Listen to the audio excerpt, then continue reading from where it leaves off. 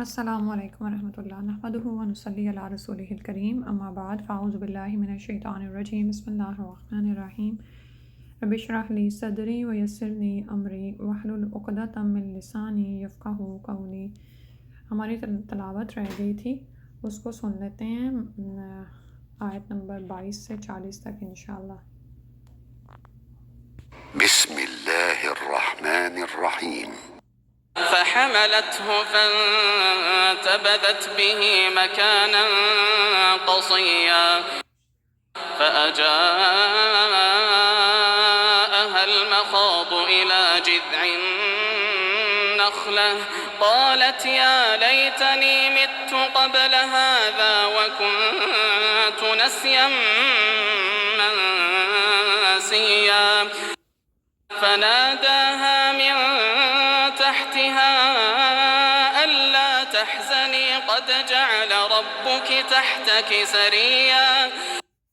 وهزي إليك بجذع النخلة تساقط عليك رطبا جنيا فكلي واشربي وقري عينا فإما ترين من البشر أحدا فقولي إني نذرت للرحمن صوما فلن أكلم اليوم إنسيا فأتت به قومها تحمله قالوا يا مريم لقد جئت شيئا فريا يا أخت هارون ما كان أبوك امرأ سوء وما كانت أمك بغيا فأشارت إليه قالوا كيف نكلم من كان في المهد صبيا قال إني عبد الله آتاني الكتاب وجعلني مباركا أينما كنت وأوصاني بالصلاة والزكاة ما دمت حيا وبرا بوالدتي ولم يجعلني جبارا شقيا والسلام علي يوم ولدت ويوم أموت ويوم أبعث حيا ذلك عيسى ابن مريم قول الحق الذي فيه يمترون ما كان لله أن يتخذ من ولد سبحانه إذا قضى أمرا فإنما يقول له كن فيكون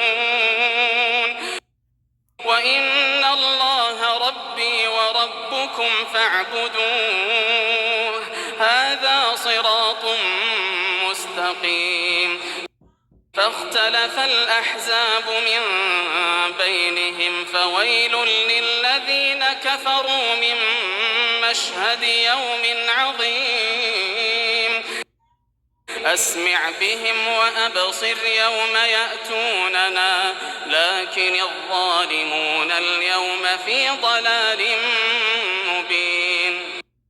وأنذرهم يوم الحسرة إذ قضي الأمر وهم في غفلة وهم لا يؤمنون إنا نحن نرث الأرض ومن عليها وإلينا يرجعون सुब्हानकल्लाहुम्मा व बिहम्दिका अशहदु अल्ला इलाहा इल्ला अंता अस्तगफिरुका व अतूबु इलैक। जी, तो तिलावत सुन के तो फिर ये आप साथ में चेक कीजिएगा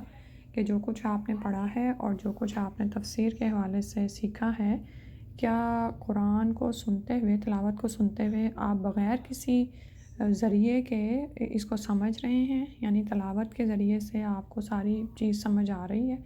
या नहीं। ठीक है, इंशाअल्लाह। जज़ाकल्लाहु खैर। अस्सलामु अलैकुम रहमतुल्लाह। सुब्हानकल्लाहुम्मा व बिहम्दिका अशहदु अल्ला इलाहा इल्ला अंता अस्तगफिरुका व अतूबु इलैक। अस्सलामु अलैकुम रहमतुल्लाह।